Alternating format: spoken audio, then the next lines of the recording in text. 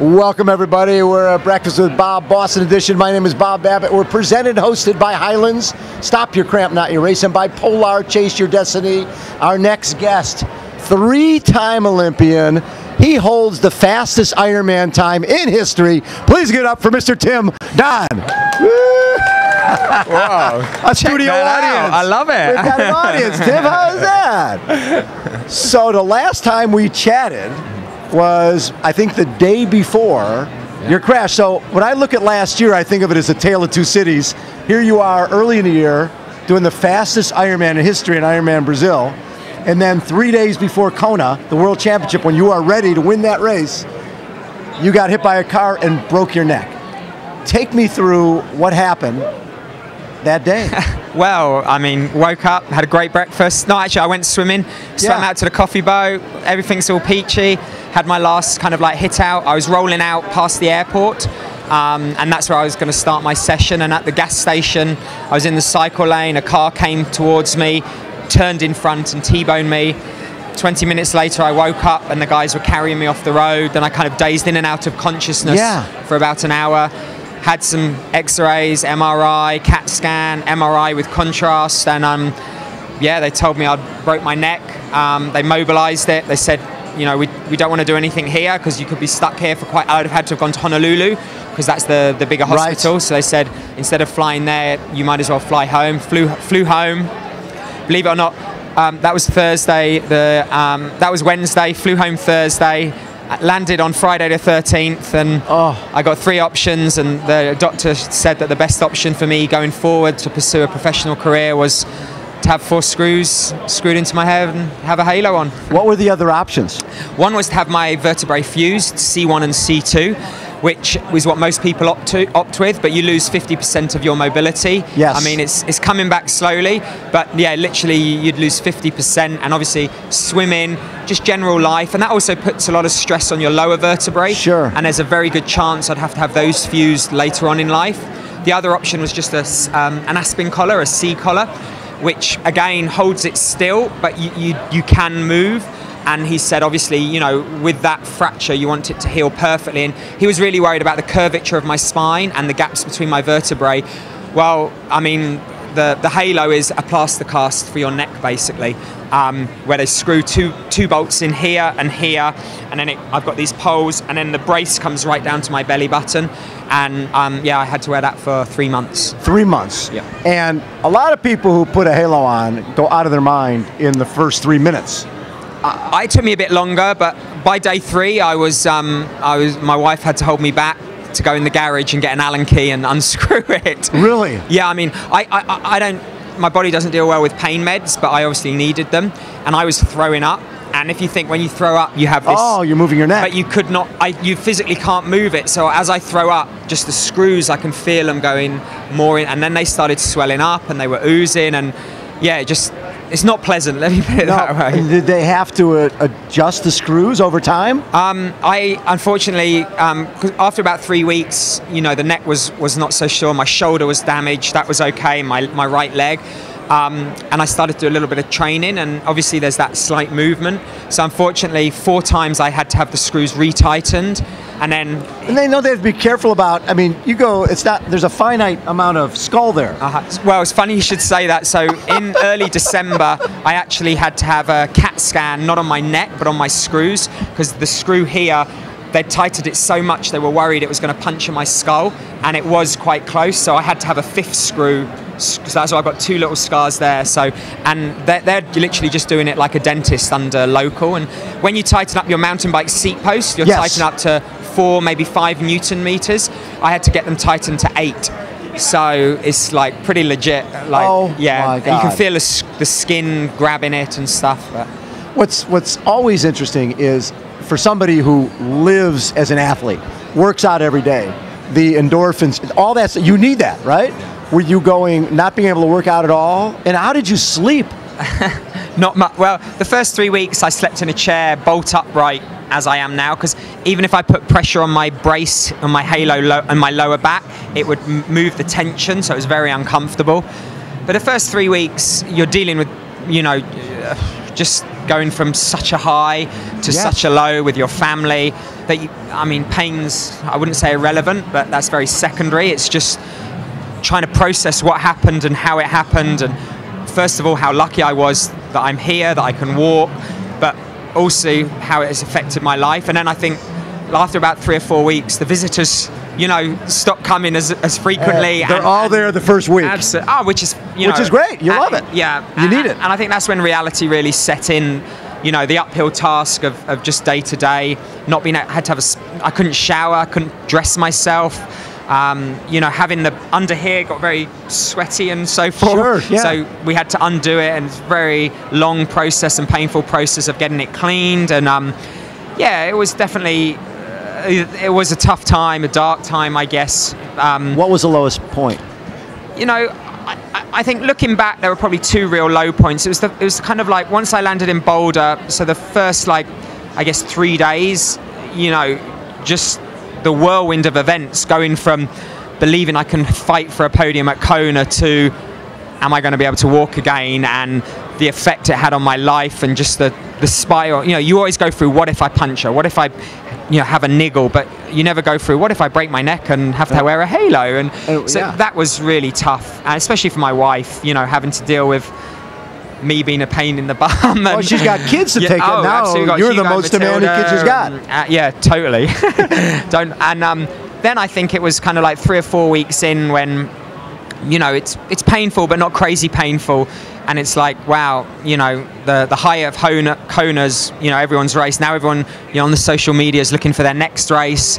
And I'm still stuck there going, well, can I race again? Can I race? If I can race again, what level can I race again? Sure. What am I going to do for the rest of my life? How am I going to fulfill this massive hole that's there? My job, etc., etc. Support my family. So, there were definitely they were tough times, and I was very lucky that in my immediate support network, my wife, my family, my friends, all my coaches, my sponsors, my management, they were amazing. They went above and beyond what is written in the contracts and so forth. And I'm very thankful for that. And then I think the greater reach, the community, I was blown away, how much the triathlon community got behind me from near and far, with messages of support. And it's hard to put it into words, but it really meant a lot to myself and my family. Absolutely. So I know there was a point where all of a sudden you start working out again, and you go into the gym, and people are like, Tim, you're so inspirational. I'm so motivated. Did that surprise you? It did, because what was I supposed to do? Just sit in a dark room, drinking Jack Daniels and watching Netflix 24 hours a day. Maybe I should have given that a go for a week. No, at least a week would be nice. But no, they got to a point about 4 weeks, and I said, well, let's make the best of this. I'm fed up of doing nothing. I'm going to try and sit on the exercise bike. I think it was 5 minutes at about 60 watts. And it felt like a big win. And, my physio had flown over from England to, see what we could do. And we decided, we can't do much with my neck and upper body, so let's make the rest of the body as bulletproof as possible. Let's work on unrelated injuries that if I do want to get back, when I get back, might occur. I haven't run for 4 months. I've never taken that much time. Let's make the calf strong, the hamstrings strong, try and make the shoulders strong so I don't get tendonitis when I start to build up my swim. So for me, that was my project, my goal, my focus. And it was cool when I look back that people were saying, that I was inspirational, but to be honest, I was just trying to survive day to day, and for me that was my release. That was me trying to get it done. That was your therapy. Absolutely. You needed it. Oh yeah, your wife needed it. Definitely. Well, my wife needed me to need it. Right. Just to and I think that was a big turning point about a month in, realizing, okay, well, I can do something for the next 2 months with the halo on, but we'll still take it day by day, week by week, and here we are. So with the kids, how did they handle it? Kids are so resilient. They really are. Hugo's 3, Matilda's 7, and I think the one thing they were annoyed about is we couldn't play rough at bath time, and I couldn't lift them up and whatnot. But I think it was harder for Kelly and myself, the frustration of not being able to be involved in that kind of physical part of their life, and at that age they're so physical. Sure. But for them it was like, oh, can we hang Christmas lights on at Christmas, and oh, Daddy's got, can I use that as a climbing frame for my Barbie afterwards? And you know, it's amazing the things that they, you know, how they think. So yeah, no, they were pretty amazing for it. Yeah. So what have the doctors told you that you can do moving forward? So I got not written off by the doctors, but I got kind of signed off about 5 weeks ago. No more scans. There's no visible fracture line, which is brilliant from the radiologist. The gaps in my vertebrae, the spaces, the curvature, they were happy. Now it's a kind of case of how much I can take in terms of the physical side of running, biking and swimming, but also the pain in the neck. I mean, I've been getting physio 3 times a week. One session I blacked out because it's such an intense area where they're just trying to move all the joints. We're trying to break down the scar tissue. There's lots of nerves that pass through there. So we're really, you know, that's been, I've had lots of sciatica. So now it's how much do I want it and how much am I willing to do, and I'm going all the way. How has this changed you? How is Tim Don different today than you were before this accident? I think I'm a bit like Zoolander. I've been a bit of an ambi-turner. I can only turn left. I can't turn right at the moment. I love a Zoolander reference. There we go. You're my bad side. That's literally as far as I can turn. But no, I mean, I think in a day-to-day life, I'm still who I am. But I think in the grander scheme of things, I guess, yeah, it has changed me. I don't take things for granted as much. Right. You know, it's made me look back and be thankful of my 21-year professional career and how lucky this is the first time I've been hit by a car, and I've ridden thousands of miles. I really have. I've fallen off, broken bones, etc., but never been struck by a vehicle. So I'm thankful for that. But I'm just going to make the most of the rest of my career and try and get back there, and as corny as it sounds, live each day as it comes with the terms of my job, and be thankful that I can make a living being a triathlete. I mean, come on. Right, yeah, I know. That's pretty cool. Whoever thought that when you first got into this? Oh, definitely not me. Definitely not my parents. They wanted me to go to university, get a proper job, and here I am as a 40-year-old talking to you. And I remember we talked about this a while ago. You were racing in Lausanne. I think it was Lausanne, and basically it was, that's a lot of pressure. Basically, it was, if I do well, I can continue to be a hopefully professional triathlete. If I don't, I'm going to university. Yep.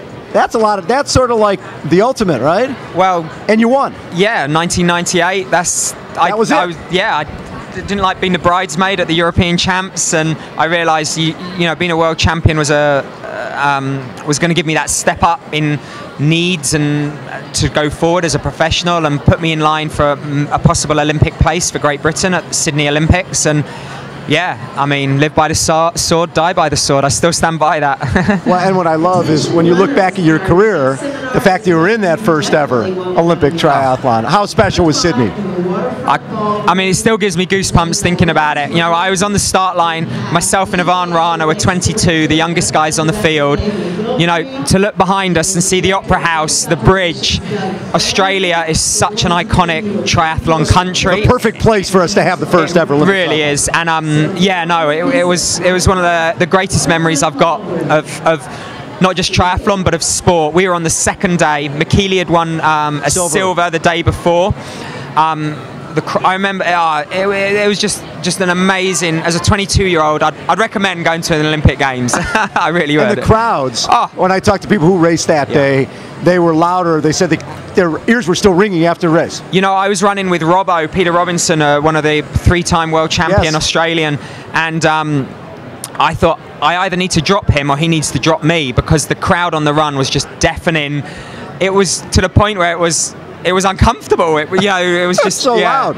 But looking back on that, it's like, I'm so glad I've experienced that. You know, no one can take that away from me. It's awesome. Really. I mean, you look at your career, 3-time Olympian, and then last year with your 7:40:23 at Ironman Brazil, you've had a lot of great days in sport. Was that just one of those days? Absolutely. I mean, you live for those days. You train for them. Never a perfect day, if I'm honest, but you know, you want to get as close to that as possible. And yeah, no, I mean, you know, every couple of years, you know, things line up and you have amazing days. And yeah, I've been lucky enough, I guess. They say the harder you train, the luckier you get. But on you know, those days line up more and more with the major championships, and yeah, Is the goal to get back to Kona? Absolutely, 100% get back to Kona 2018. This year? Absolutely. And what are the plans here for Boston? I'm not sure. I've never run a marathon. I was going to say, you've never run a straight marathon, right? I've done one on a treadmill once in Vegas for Polar in the CES show, but never a standalone. I'm hoping, I mean, we talked about the crowd at Sydney. I'm hoping that I'm used to running on my own with a lead motorbike or someone telling me, Jan's a couple of minutes ahead, but hopefully here, you know, from what I hear, from what you said last year, the crowd is phenomenal. You'll love it. So, and I'm going to have a sea of people in front, a sea of people behind, so if I can run 2:02, I'll be happy. I mean, sorry, if I can run... break the marathon world record after breaking the Ironman world record. Well, Why whatever. not? You know, I'm fresh. No, if I can run a 2:50 to 2:59:59, I'll be over the moon. I really will. That would be amazing after what you've been through from October to now. If you could if you could finish thing for one, but if you run like 3 hours-ish, that would be unbelievable. Yeah, but let's do it. Let's, you know, I believe I can do it, and I've done 2 long runs of 17 miles, so you're ready. Done 5 weeks of running, so hopefully I'm ready. Tim, on behalf of the world of triathlon, having you back healthy after something scary like that, because that could have gone the other way. You could be paralyzed, and the great thing is that you've got a great year in front of you, and you got a number of great years left. Hopefully, yeah, and like as I say, I'm going to take each day, each training week, each race as it comes, and yeah, just go out there and give it 110%. Love it. How about a round of applause for Mr. Tim Don? This again is Breakfast with Bob, Boston Marathon Edition, presented and hosted by Highland, Stop Your Cramp, Not Your Race, and by Polar, Chase Your Destiny. One more round of applause for the legend, Mr. Tim Don. Hold on, everybody. We will be right back.